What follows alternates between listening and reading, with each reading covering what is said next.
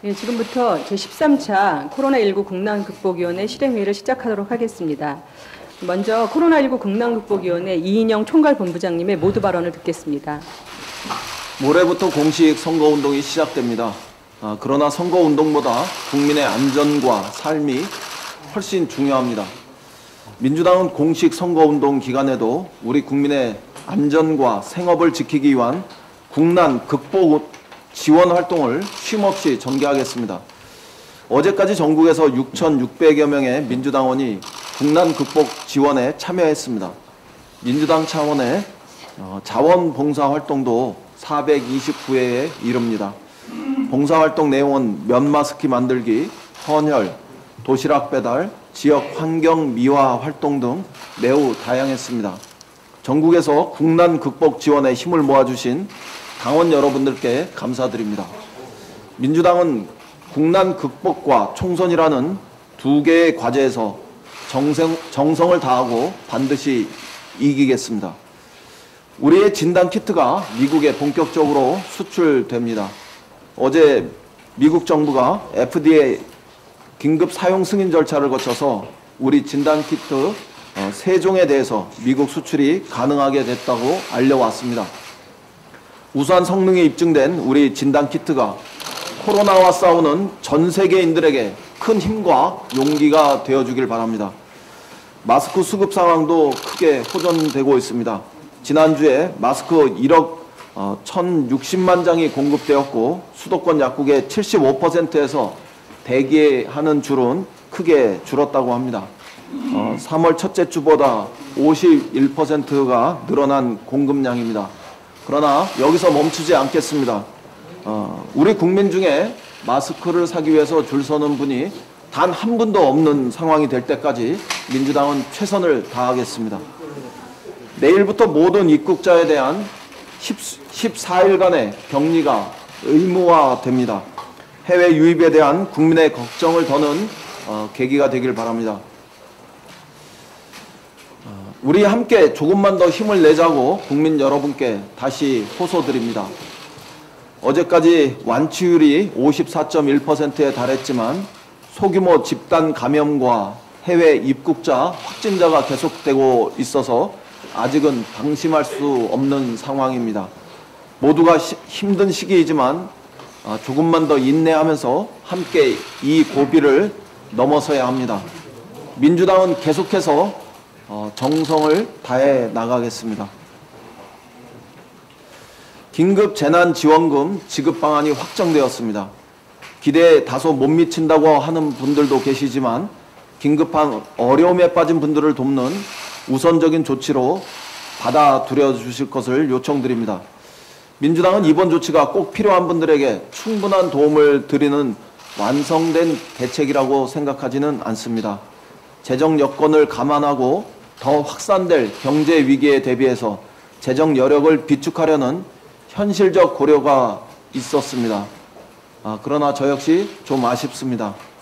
장기전에 대비해 경제 상황을 더 예의주시하고 필요한 경우에 언제든 다시 긴급한 대책을 세울 수 있도록 비상한 준비를 결코 소홀히 하지 않겠습니다.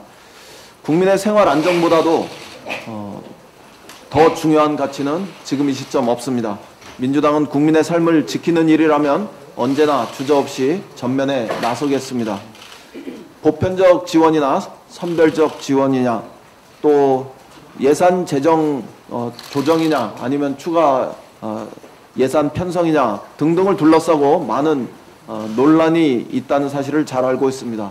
그러나 비상한 상황인 만큼 지금은 충분한 토론은 물론이고 더 비상한 조치가 우선이어야 합니다.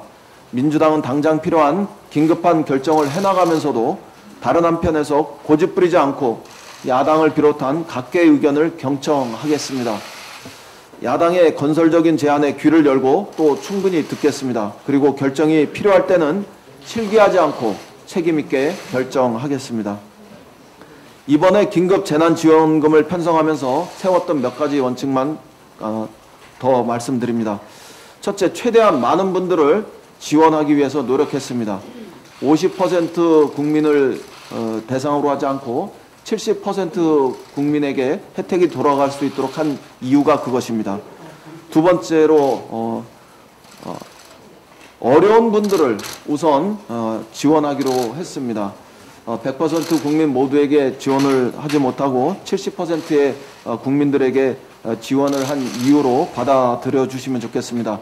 상대적으로 생활에 여유가 있는 분들께서는 조금은 어려운 이웃을 위해서 인내해 주실 것을 요청드립니다. 셋째, 중앙정부와 지방자치단체가 협력하도록 했습니다. 그러나 중앙정부가 더 많은 노력을 하고 더 큰 부담을 져야 하는 것은 사실입니다. 지방자치단체도 중앙정부의 정책이 시도민에게 잘 전달될 수 있도록 적극 협력해 주실 것을 요청드립니다. 네 번째는 입체적인 지원 정책을 펴고자 했습니다.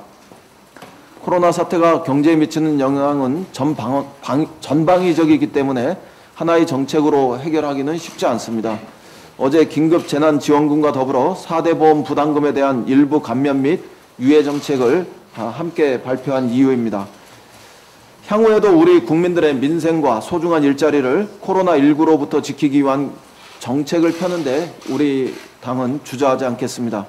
고통받는 국민을 지원하는데 여야가 따로 있을 수 없습니다. 하루빨리 국민에게 현금을 전달하는 것이 무엇보다 중요합니다. 정부는 즉시 긴급재난지원금 지급을 위한 2차 추경안을 준비하고 또 제출해 주십시오.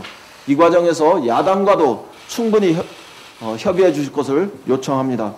저 역시 국민 여러분께 긴급재난지원금이 가장 빠른 시간 안에 전달될 수 있도록 선거 중이라도 야당 지도부와 아무 조건 없이 만나겠다, 이런 말씀을 드리겠습니다. 이상입니다. 예, 남인순 부위원장님의 발언이 있겠습니다. 네, 어제 우리 위원회 김진표 비상경제대책본부장께서 소상공인 부담 배달앱 수수료를 절반을 낮춰야 한다고 이야기를 했습니다. 공정위 등 정부에서 적극적으로 검토를 해야 할 것입니다. 저는 그동안 우리 당의 민생연석회 운영위원장으로서 신용카드 수수료 1%대 인하를 관철한 바 있는데요. 골목 상권의 핵심인 외식업 등의 자영업자들이 과도한 배달료 수수료로 굉장히 고통을 받고 있는 상황입니다. 배달앱 민족을 인수한 DH가 국내 배달앱 시장의 다수를 점유하여 독과점 횡포가 우려되고 있는데요. 최근 외식업 신문 보도에 따르면 배달앱 민족 수수료는 6.8%이지만 현장에서 업소가 실제 부담하는 비용은 울트라콜 비용을 포함해서 19%에 달하는 사례도 있었습니다. 배달의 민족이 오픈 서비스로 변경해서 4월부터 거래건당 수수료를 6.8%에서 5.8% 변경한다고 하지만 외식업 자영업자들은 광고비 부담이 증가해서 정작 수수료 부담이 커질 것이라며 청와대 청원운동을 전개하고 있는 실정입니다. 배달앱의 과도한 수수료를 절반으로 낮춰서 코로나19 확산에 따른 소비 위축으로 고통받는 골목 상권의 소상공인과 자영업자의 고통을 덜어줘야 한다는 점을 다시 한번 강조합니다. 전 세계적으로 코로나 확진자가 78만 명을 넘어섰고 사망자도 3만 7천여 명에 달하는 실정입니다. 특히 미국은 어제 하루 동안 확진자가 1만 6천여 명이 증가해서 16만 명이 넘었고 유럽의 이탈리아, 스페인, 독일, 프랑스, 영국 등에서도 확진자가 급증하고 있어서 코로나19 해외 유입 차단을 위한 검역 대책에 만전을 기해야 합니다. 정부가 다음 달 1일부터 해외에서 국내로 들어오는 모든 입국자들에게 2주간 자가격리를 의무하기로 했습니다. 최근 국내 신규 확진자 가운데 해외 유입이 차지하는 비중이 30에서 40%까지 늘어난 데 따른 조치로 적극 협력해야 할 것입니다. 언론 보도에 따르면 외국인이 2주간의 자가격리 기간에 마스크를 착용하지 않고 동네를 돌아다니는 사례가 있었다고 합니다. 국민의 생명과 안전이 가장 중요합니다. 내 외국인을 막론하고 격리 장소 이탈 등 자가격리 의무 위반에 대해서는 사법처벌과 외국인의 경우에는 강제 출국 조치 등 보다 강력하게 대응해야 한다는 점을 강조합니다. 이상입니다. 네, 조정식 정책기획본부장님의 발언이 있겠습니다. 정부가 어제 3차 비상경제회의를 개최하고 긴급재난지원금 지급을 골자로 하는 지원 대책을 발표했습니다. 이와 함께 국민연금과 고용보험, 산재보험의 경우 3개월 동안 납부를 유예하고 건강보험 및 산재보험은 3개월에서 6개월간 보험료를 30% 감면하는 방안을 마련했습니다. 소상공인과 저소득층 480만 호에 대한 전기요금 납부 기한을 3개월 연장하는 계획도 함께 추진될 예정입니다.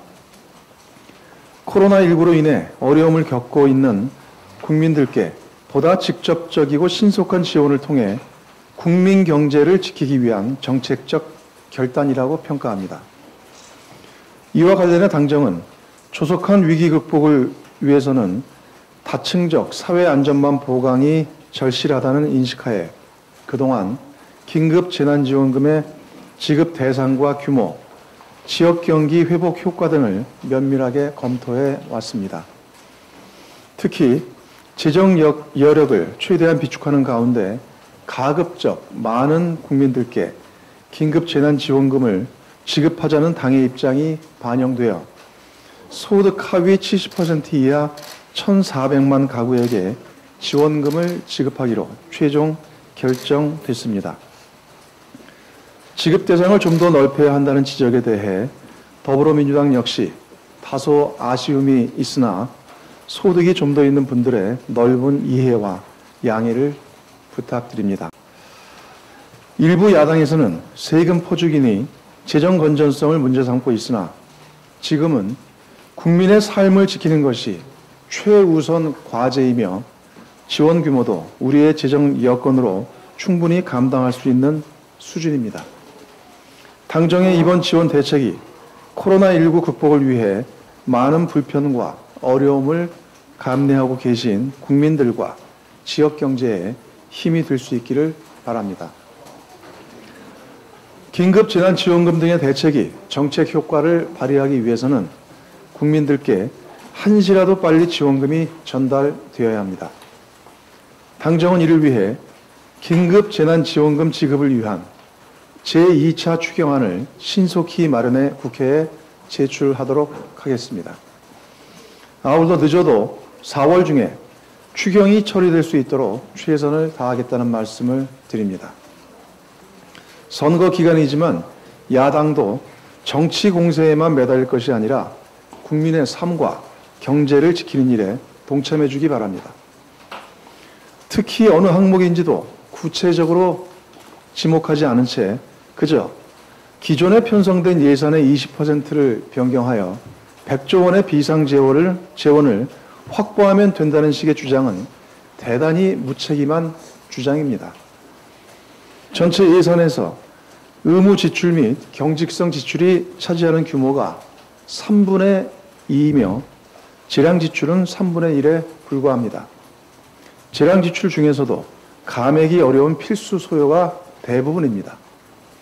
이러한 재정 여건에서 미래통합당은 어르신 일자리, 장애인 지원 등 취약계층 예산을 깎겠다는 것인지, 아이들 교육비와 돌봄 예산을 깎겠다는 것인지, 중소기업, 소상공인 지원 예산을 깎겠다는 것인지, 아니면 수출, 투자, R&D, 소재 부품 장비 산업 육성 등 경제 활력 예산을 깎자는 것인지 분명히 답해 주기 바랍니다. 비상경제 시국에 대처하기 위해 정치권 모두가 초당적으로 협력해야 합니다. 더불어민주당은 야당의 건설적이고 합리적인 주문에 대해 얼마든지 열린 마음으로 진지하게 논의할 준비가 되어 있습니다. 야당도 뜬구름 잡는 이야기나 국민을 현혹시키는 무책임한 주장을 지양하고 위기 극복에 힘을 모아줄 것을 당부합니다. 이상입니다. 네, 김상희 질병본부장님의 발언이 있겠습니다. 네, 상황이 장기화되면서 우리 국민들은 대중교통 등에서 마스크를 생활화하고 사회적 거리에 힘쓰는 등 보건당국의 요청에 정말 놀라울 정도로 잘 협조해주고 계십니다.